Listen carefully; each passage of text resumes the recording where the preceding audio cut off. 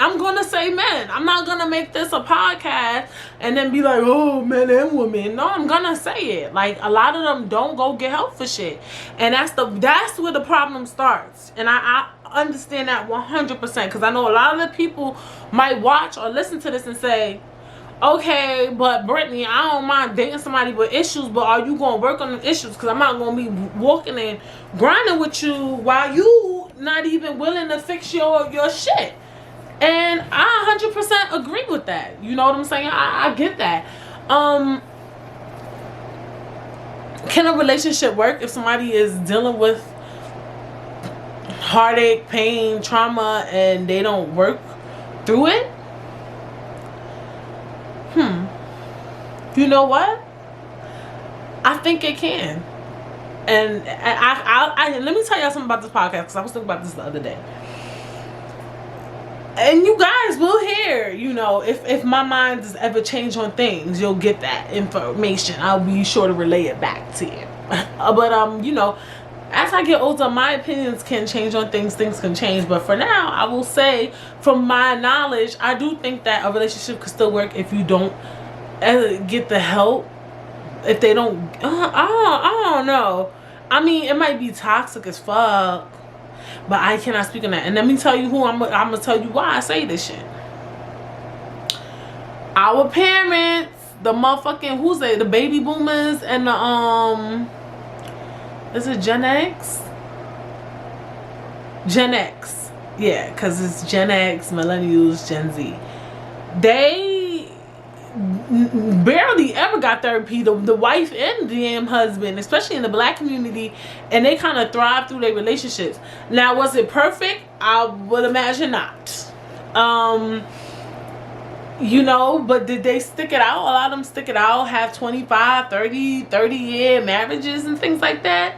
I'm quite sure there was a lot of trouble, but they kind of thugged it out. Is the love still there? I have no idea. That's why I can't give you full information. Like, I know, like, there's a lot of marriages that lasted 30, 40 years, and it's just like they're not even in love. They're not even having sex no more.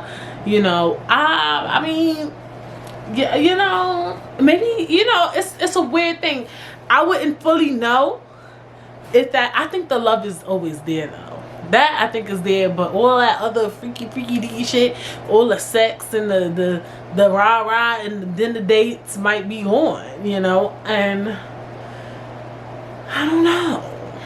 If they would have got therapy and then balanced out their traumas, would they have changed? Maybe not, because some people, even people who go and get therapy and who are in tune with themselves, don't like going out and doing stuff. And you might date somebody like that who just doesn't want to be outside and do dates, and they like being in the house, and you chose that. And it's nothing wrong with that, you know. It's just about figuring out what you like, but also understanding that none of us are perfect. No, you're never.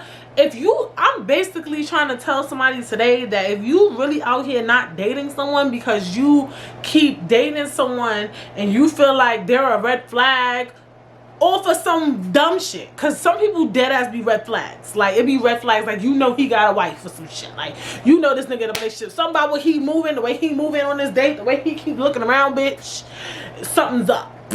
You know what I'm saying? Like, or you know that he might be a little crazy. Maybe he got loud with the fucking waitress, something like that. Maybe he threatened to shoot somebody, bitch, with the 3 dates. Like, that's a red flag.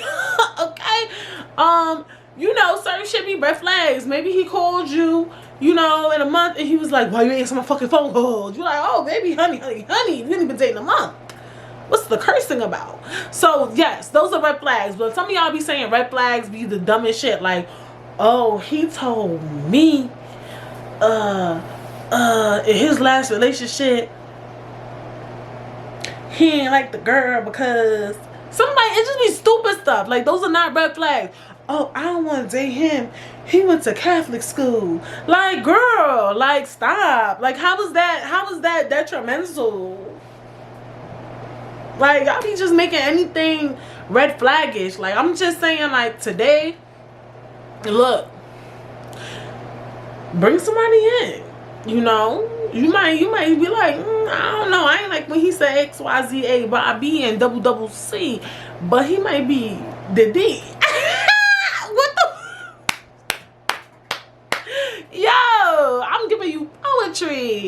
But he might be the one. You feel me? She might be the one. Because dudes be doing that too. They be like, yo, she was on some weirdo shit. Like, like, she a little crazy. First of all, a lot of women, we're all crazy. Just a tad.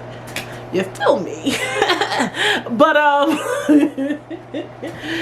I mean, that whole baggage thing, even in the article, that's what I loved about the article, is like, that is one of the most important things to me in a relationship, is being able to deal with your partner in challenging times, understanding them, well, trying to understand what they may or may not be going through. You know what I'm saying? And still loving them, and still growing with them, and still putting a smile on their face, and they're putting a smile on your face, and y'all just going through the fucking trials and tribulations of life. That is real life relationship love shit, for real. Like, just really pushing through shit. And a lot of people want to say y'all shouldn't have to do that. No, you're gonna have to do that, because shit is gonna pop the fuck off. Like, for real. Like, especially, like, for instance, in marriages and in relationships, you deal with so much shit because, number one, y'all growing together as well. Y'all aging together, right? So with age, with growth, and all that stuff comes bullshit. You know, things are gonna change. You're gonna start a family, you know. You might become a grandparent. You seeing your parents get older. Hello. Maybe you got siblings. You might become an aunt. You might become an uncle. Your life is changing dramatically. You know, you might get a new job. You might retire. These are life-changing things. So you're constantly going to go through changes. So if you feel comfortable breaking up with someone in a small change, how can you have a long-lasting marriage and love? Now, I'm not saying I'm not perfect, you know. I just want to put that out there. You know what I'm saying? You know, God forbid, I might go through a divorce. You know what I'm saying? I might have to go through some shit. But what I'm saying, though, I would hope, I wouldn't think it would be because the person was facing a challenge and I couldn't help that challenge that he was in. That's crazy to me. That's wild. There would be some other shit. You feel me? But I feel like that is love. Love is really just, it's one of the things that is love, because love is so many things. But it's one of the things that you're gonna face in a relationship, is just dealing with a person's life, family. Like, they might have some family shit you're not even privy to. You know what I'm saying? And this, you just finished watching a clip from a podcast called Brit Says The Podcast. BRITTSAYS.